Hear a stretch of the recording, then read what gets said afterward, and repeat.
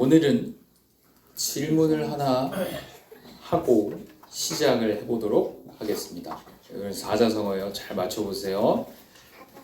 끝을 아름답게 마무리하는 것, 마지막이 그 좋은 것, 그것을 말하는 사자성어입니다. 유종의미 정답 비슷합니다. 유종지미라는 사자성어가 있고요. 유종의 미를 거두자 하는 이렇게 평문으로 쓰는 경우들이 있죠. 그래서 유종지미라는 것은요, 한번 시작한 일을 끝까지 잘하여 끝맺음이 좋은 것을 유종지미라 이렇게 이야기합니다. 그런데 한번 생각해 보면 좋겠습니다. 끝이 좋은 것이 무엇일까? 정말 끝이 좋다라는 것이 어떤 모습일까? 아름다운 끝이 어떤 모습일까? 한번 생각해 보려는 거예요. 그래서 오늘은 한 인물, 한 사람의 모습을 통해서 그 질문에 대한 답을 해보려고 하는 겁니다. 정말 아름다운 끝이 뭘까? 정말 아름다운 뒷모습이 뭘까? 오늘 설교 제목처럼 아름다운 뒷모습이 뭘까? 하는 한 인물에 대한 이야기입니다. 우리 어린이 친구들 잘 들으세요. 우리 지난번에 수련회 가서 본 애니메이션 영화의 장면들이 나옵니다. 잘 맞춰보셨으면 좋겠어요. 자, 그 인물이 누구일까요? 누굴까? 저 안 갔어요. 저 안 갔어요는 아니고요. 이 어린아이의 이름은 베이비입니다. 네, 베이비 모세예요. 모세. 그렇게 재밌어? 자, 오늘 미연이 대신 웃어주는 친구들이 있네요. 자, 태어나자마자 이 모세는 죽음의 위협을 당합니다. 왜냐면 애굽이라고 하는 땅에 이 모세가 태어난 거예요. 우리 어린이들 다 데리고 와. 너희 빨리 다 들어. 어디 갑자기 다 같이 손을 잡고 손에 손 잡고. 자, 태어나자마자 이 애굽이라고 하는 땅에서 노예 계층으로 태어난 모세예요.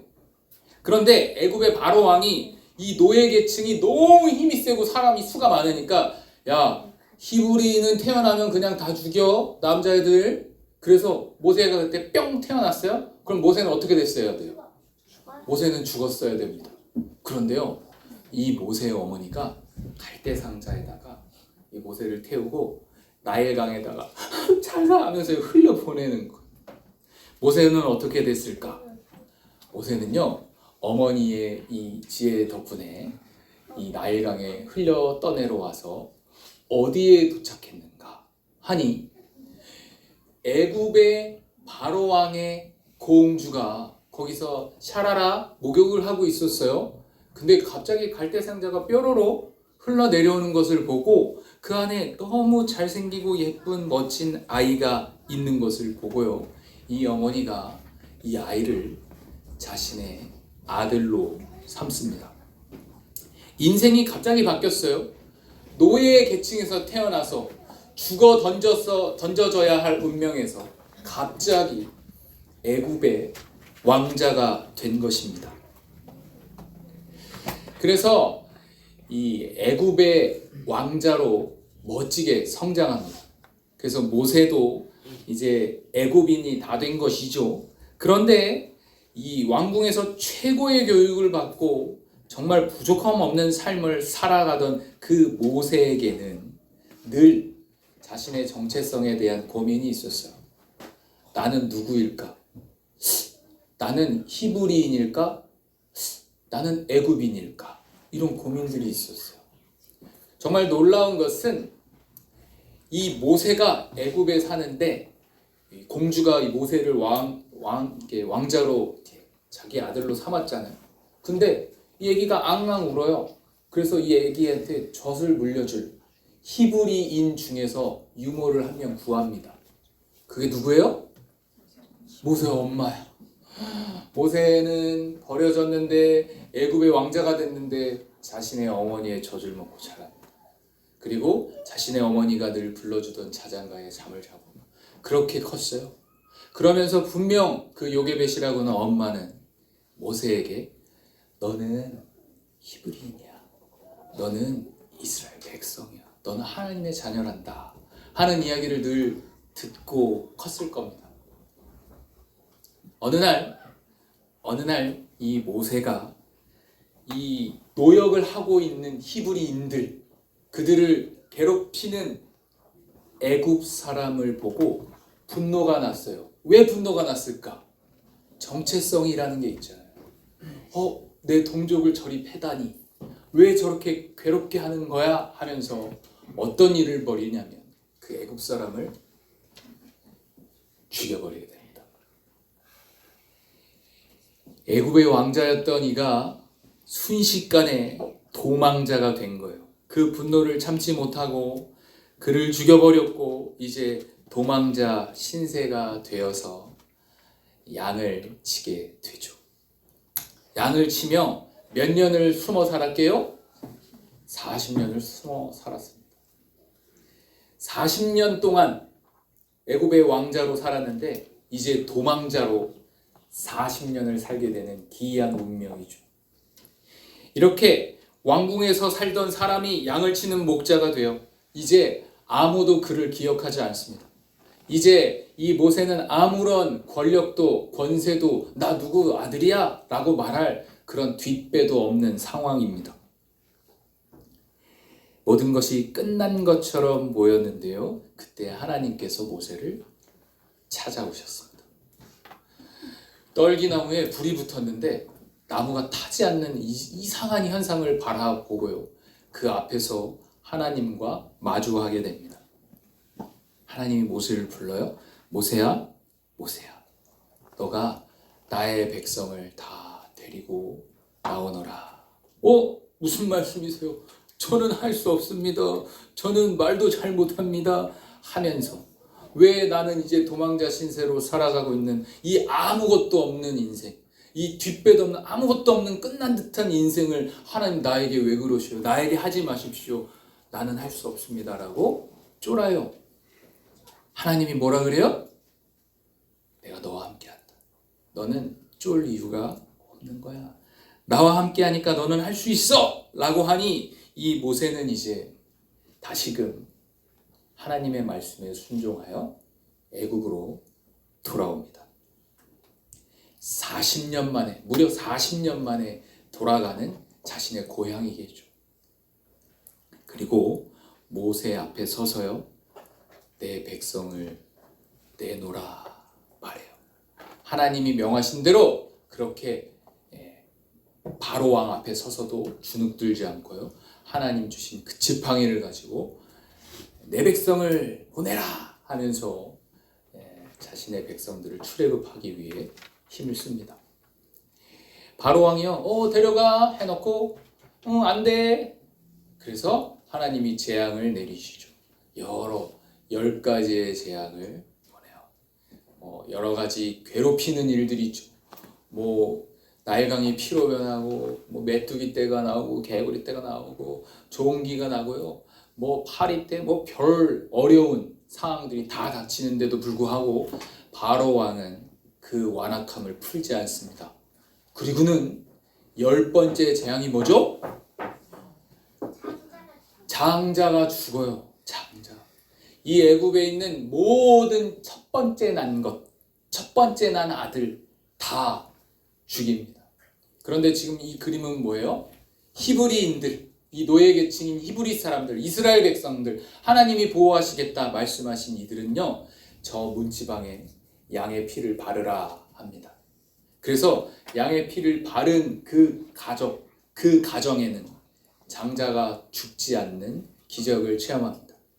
그래서 애굽 사람들의 모든 첫 번째 난 동물들조차도 다 장자가 죽어요. 아들도 죽죠. 바로 왕의 아들도 죽었을 겁니다. 그 피비린내 나는 애굽 전체 상황에서 히브리인들은 하나님이 구원하셨습니다. 그래서 저 하얀색 영, 만화로 그린 거겠지만 죽음이 지나가 버리는 거예요. 저 피를 보고 죽음이 지나갔다.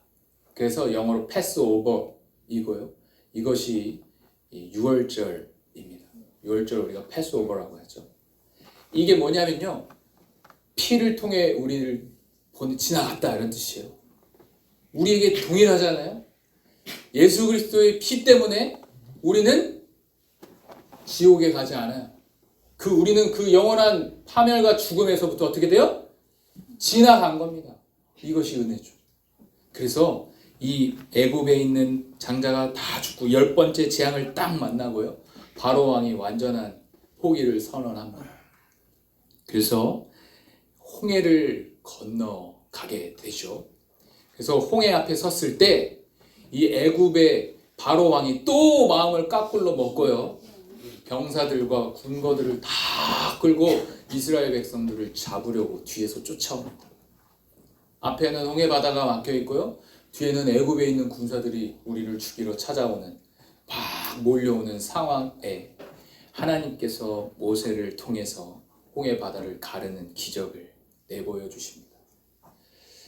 그래서 모든 이들이 다 출애굽한 거예요. 탈출 애굽 이야기라고 했잖아요. 출애굽기. 그래서 이제는 애굽에서 이 모든 이스라엘 백성이 250만에서 350만까지 추산하는 이 모든 이스라엘 백성이 나아오게 된 겁니다.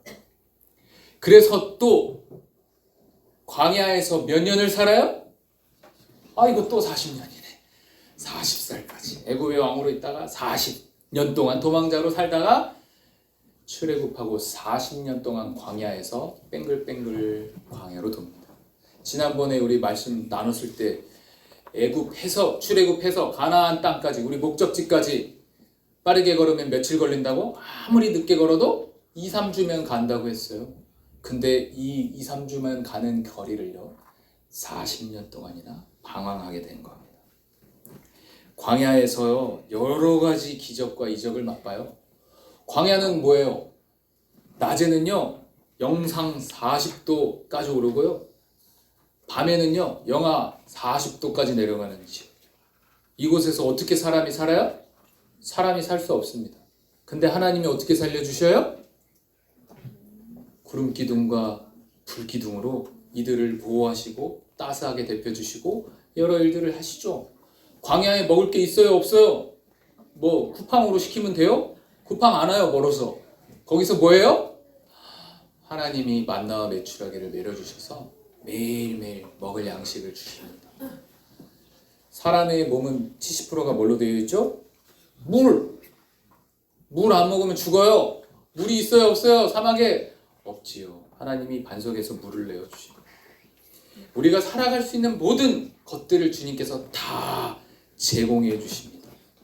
그런데 이스라엘 백성들이 모세한테 뭐라고 물어요? 왜 우리를 여기까지 데리고 왔어요? 왜 우리 여기서 죽게 했어요? 애굽에서 노예로 살던 때가 더 좋았어요. 거기서 빌어먹던 때가 더 좋았습니다. 라고 불평합니다. 모세는 늘 그런 불평하는 그들 사이에서 하나님과 중간의 역할을 계속하던 사람입니다. 그들을 다 멸하여 버리시겠다고 하는 하나님께도 간절히 붙들려서 주님 내 생명을 거두어도 좋으니 저 백성들 용서해 주십시오라고 중간에서 그 역할을 하던 이가 누구예요? 모세였어요. 그렇게 눈물로 보낸 40년입니다. 이제 눈앞에 가나안 땅이 있어요. 가나안 땅이 주 목적지였죠. 40년 동안 그 고생을 하면서 어디가 항상 목적지였어요. 모세에게는 가나안. 가나안 말고는 생각해 본 적이 없을 거예요. 가나안 가야지. 우리 가나안 가야지. 우리 젖과 꿀이 흐르는 가나안 땅으로 하나님이 들이신댔지. 언제쯤 들이실까? 40년이라는 그 기한을 미리 알고 있었을까요? 그렇지 않았습니다. 매일매일 기도하며 하나님 우리 가나안 언제 갑니까? 물었을지 몰라요. 모세는 늘 가나안 땅을 사모하고 가고 싶었을 거예요. 근데 이 느보산에 올라서 가나안 땅을 바라보는데요. 하나님이 모세에게 이런 말씀을 하시는 거예요. 뭐라고요? 모세야, 너는 여기까지야. 너는 가나안 땅에 들어가기는 어려울 거야. 라고 말씀하십니다. 여러분이 모세라면 오케이? 그냥 그렇게 쉽게 받아들이실 수 있었을까요? 어떤 마음이 들었을까요? 아, 하나님 무슨 말씀이세요? 제가 여지껏 고생한 거 다 아시잖아요. 내가 지금 여지껏 제가 그렇게 막 하나님 매달려서 이 사람들 용서하고 제가 그렇게 해서 여기까지 끌고 왔는데 나만 못 들어간다뇨. 내가 못 들어간다뇨. 너무하신 거 아니에요? 하고 하나님 앞에 울부짖었을 수 있을 것 같은데요. 그런데 모세는 왜 내가 못 들어가는지 이유를 설명하라 그렇게 하지도 않았고요. 변명하지도 않았습니다. 자기 인생 여지껏 살아온 나의 노고 알아달라고 말하지 않았어요. 어차피 주님이 다 아시거든요. 그래서 성경은 이렇게 기록합니다.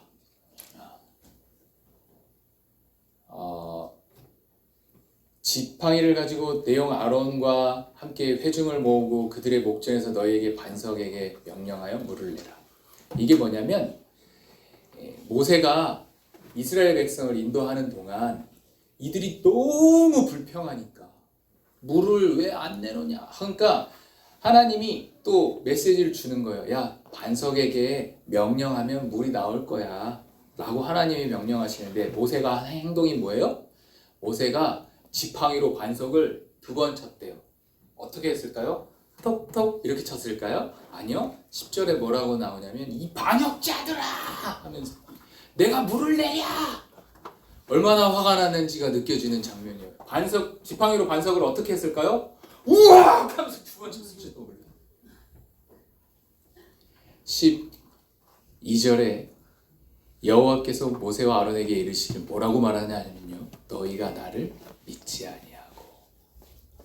이 모세의 분노에 하나님이 너는 왜 내가 명령하랬는데 왜 지팡이로 두들겨 팼어? 라고 말하지 않고 너희가 나를 믿지 않았다 라고 말씀하십니다. 그리고요 내가 그들에게 준 땅으로 인도하여 드리지 못하리라 하시니라. 너는 절대 못 가. 너는 못 가 라고 했죠. 너는 가나안 땅 못 가.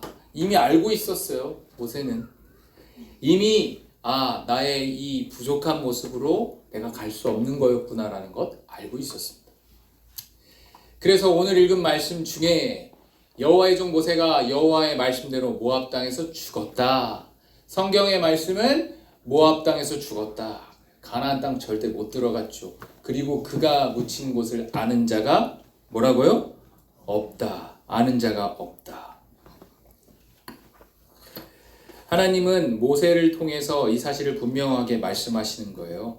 하나님의 거룩하심, 주님의 말씀에는요, 지도자건 많은 공로를 세웠건 목사건 뭐건 다 상관없다. 하나님의 거룩하심을 범하는 이에게는 어쩔 수 없는 징계가 있다. 그래서 모세 개인에게만 주신 징계가 아니고 이스라엘 공동체 전체를 향한 하나님의 거룩하심에 대한 교육을 하시는 거예요. 그래서 하나님은 모세를 이렇게 낮추시고 공동체를 지키신 겁니다. 지도자가 앞에서 하나님의 말씀을 어기고 2번 막 분노하면서 패는 장면을 하나님이 그래, 그럴 수 있지 하면서 용인해주면 어떻게 돼요? 공동체가 다 그럴 거예요. 뭐 모세도 하는데 나는 안 돼요? 하나님이 그거 모든 거 다 아셔요. 우리의 인간의 연약함을. 그래서 야, 누구는 되고 누구는 안 되고 할 수 없고 나는 나의 공동체, 내 백성들 지켜야겠다 해서 모세에게 이런 징계를 주시게 되죠. 다음 말씀을 보면 모세가 죽을 때 나이가 몇 살이요? 120살. 여러분 최장수 아니에요? 우리나라에서 120살 살면 우리나라 안에서 기네스북에 세워질 거예요. 120세. 근데 눈이 흐리지도 않았고 기력이 쇠하지도 않았다. 모세가 늙어 죽은 것이 아니라는 거예요. 모세가 죽을 때가 돼서 죽었다는 것이 아닙니다. 더 갈 수 있었고 더 힘낼 수 있었죠. 근데 멈춘 거예요. 하나님의 뜻이 거기까지라고 하면 자기 멈춥니다. 이것을 순종이라고 우리가 말해볼 수 있겠다 생각이 듭니다. 34장 9절 말씀을 보면 모세는요 이제 여호수아에게 이제 자신의 모든 지위와 권한을 인계합니다. 이제 이스라엘 백성의 지도자는 모세가 아니고 누구예요? 여호수아가 되는 거예요. 이제 가나안 땅에서부터는 가나안 땅 직전까지가 모세고요. 가나안 땅에서부터는 이제 여호수아가 대장입니다. 주님이 대장이고 행동대장으로 여호수아가 이제 행동하게 될 것이고, 모세에게 명령하신 대로 여호수아의 말을 순종했다. 이스라엘 자손이 모세 다음에 여호수아를 이제 지도자로 받아들이는 장면까지 볼 수 있습니다. 여러분, 모세는요, 여러분들이 방금 제가 이 모세의 일생을 여러분들에게 샥 보여드렸잖아요. 모세를 보면 하나님의 명령에 따르는 위대한 지도자였습니다. 그런데 성경은 뭐라고 말해요? 그가 죽었다. 그가 묘지가 없다. 기념비도 없다. 사람들이 찾아와 기억할 장소도 없다. 그냥 하나님은 모세의 흔적을 남기시지 않았습니다. 왜일까요? 하나님이 사람이 아니라 하나님이 드러나야 되는 게 맞기에 그래요. 만약 모세의 무덤이 있었다면 어땠을까요? 모세의 무덤이 있었다면. 여러분, 모세라고 하는 인물은요, 유대교, 이슬람교, 우리 기독교 다 모세라는 인물을 굉장히 존경합니다. 유대교도, 이슬람에 있는 코란에도 다 모세의 이야기가 나와요. 위대한 지도자로 다 존경받는. 만약에 모세가 무덤이 있었다면 어떻게 됐을까요? 이쪽 지역이었겠죠. 지금 다 무슬림 됐잖아요. 그들이 얼마나 찾아가서 경배했을까요? 얼마나 위험 있는 장소라고 여겼을까요? 하나님이 드러날 수가 없었을 거예요. 제가 예전에 터키를 여행한 적이 있는데요. 요한의 손목뼈가 있대요. 거기 자신들의 그 성전에 요한의 손목뼈가 있대요. 그거는 무슨 위대한 무슨 침대 같이 해놓고 막 둘러쳐놓고 거기 돈 받고 들어가면 볼 수 있는 거예요. 요한의 손목뼈 하나도 그렇게 칭송받는데 모세의 무덤이 있었다면 어떻게 됐을까요? 사람들 줄 서서 거기가 유적지가 됐을 겁니다. 하나님은 어디 있어요? 모세가 추앙받았겠죠. 모세는 사라지고 하나님만 남기는 것, 이것이 우리가 오늘 바라보는 인생의 아름다운 끝, 그것을 이야기하고자 하는 겁니다. 사랑하는 성도 여러분, 호랑이는 가죽을 남기고요, 사람은 이름을 남기고 싶어요. 사람은 흔적을 남기고 싶어 합니다. 내가 한 것, 내가 세운 것, 내가 이룬 것. 그러나 하나님은 때로 우리의 흔적을 지우시기도 하십니다. 하나님이 드러나시기를 원해서 그래요. 모세의 인생은 이렇게 끝났지만 자기는 사라지고 하나님만 남는 인생이었지만, 그렇게 조금은 초라한 듯해 보였지만 하나님께서 이 모습을 아름답다 여겨주시는 겁니다. 우리 아이들 잘 들어보세요. 우리 어린이 친구들 잘 들어보세요. 모세는 이렇게 순종했어요. 하나님이 멈추어 라고 하면 멈췄습니다. 하나님이 가라 라고 했으면 갔어요. 그래서 광야에서 머무를 때 구름 기둥이 떠올라 출발 신호야. 그러면은 갑시다 하고 갔고요. 구름 기둥이 내려오면 여기서 거주하라는 뜻이다 멈췄어요. 근데 자신의 인생 끝까지 그 순종을 동일하게 멈추지 않았습니다. 하나님이 모세야 넌 여기까지야 라고 했을 때 반항하지 않았어요. 그냥 거기서 인생을 마무리했습니다. 한국교회에 여러 가지 문제들이 있어요. 원로 목사님들이 원로 은퇴하신 이후에도 계속 그 자리에 남아서 힘을 행사하시려고도 하시고, 자신의 목소리를 계속 내시려고 하시고 하면서 한국교회가 엄청 많이 병들었어요. 정말로 존경받을 만한 목사님이 위에 계셔주는 것과, 아니면 이거 내가 세운 교회야? 내가 35년 동안 뼈 갈아서 세운 교회야? 이거 내 거야? 라고 하는 그 인식이 조금이라도 들어오면 그걸 포기가 안 되시는 거죠. 하강영 목사님을 제가 존경하는 이유는, 하강영 목사님께서 젊은 시절 부목사이실 때부터 자기는 난 나중에 담임 목회해도 65세가 되면 은퇴하고 나는 다음 좋은 목사님께 잘 넘겨드릴 거예요 라고 하는 그 마음을 가지고 평생 목회하셨다고 하시더라고요. 저는 하강용 목사님이 너무너무 존경스럽습니다. 그것을 자기의 것을 주장하지 않는 마음, 하나님 앞에서 나는 그냥 무익한 종입니다 하는 그 고백이 저는 제가 존경하는 이유이기도 합니다.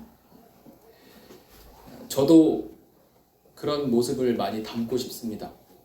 이것이 이 교회가 제 교회도 아니고요. 저는 그냥 종으로 불러주신 종놈일 뿐입니다. 이곳에서 하나님이 하라고 하시는 날까지 열심히 섬기고 그만하라고 하는 날까지 잘 섬기다가 그만하라고 하면 제가 여기다 뼈를 갈았는데 제가 여기다가 어쩌고 저쩌고 하나님 앞에 주장하지 않고자 합니다. 저도 제 이 마음이 변하지 않도록 제 마음을 계속해서 기도하면서 갈 것이오니 여러분들도 이 가엾은 저를 위해서 늘 기도해 주셨으면 좋겠습니다. 사랑하는 성도 여러분, 모세는 인생의 끝에서 순종했고 우리는 인생의 끝까지 가보지 않더라도 우리의 인생의 작은 일상의 작은 순간순간에도 하나님 앞에 순종을 배웠으면 좋겠습니다. 예수님은 말도 안 되는 순종을 하셨어요. 예수님은 자기의 목숨과 생명을 버리시기까지 순종하셨어요. 그 순종을 통해 우리는 패스오버, 죄의 영향에서 벗어났습니다. 우리는 영원한 천국의 백성이 되었습니다. 그분의 말도 안 되는 순종을 우리 모세가 닮았죠. 우리도 그분의 예수 그리스도의 순종과 이 모세의 순종을 닮아 주님이 가라 하면 가고 멈추라 하면 멈추고 주님이 함께 하시겠다 하시는 그 말씀 붙들고 신나게 주님께서 사용하실 수 있도록 우리를 잘 내어드리는 우리가 되었으면 좋겠습니다. 내가 다 이룰 거야, 내가 다 이루었다가 아니라 나는 주님의 말씀대로 했을 뿐입니다. 나는 무익한 종입니다 하는 이 인생의 고백이, 그 아름다운 뒷모습이 저 여러분의 삶에 있었으면 좋겠습니다. 우리 어린이들에게도 권면할게요. 모세, 예수님, 그분들의 위대한 순종을 우리가 당장 할 수는 없어요. 당장 하긴 어려울 거예요. 그러나 여러분들도 내 마음이 막 하고 싶을 때, 하고 싶은 마음이 막 올라올 때 한번 멈춰보는 거. 내 감정이, 미운 감정이 막 싹틀 때 한 번쯤 죽여보는 거. 그리고 내 가진 것을 나눠보는 거. 이런 것들 한 번씩 실천해 보셨으면 좋겠습니다. 우리 어린이 친구들, 제가 방금 뭐 하라 그랬어요?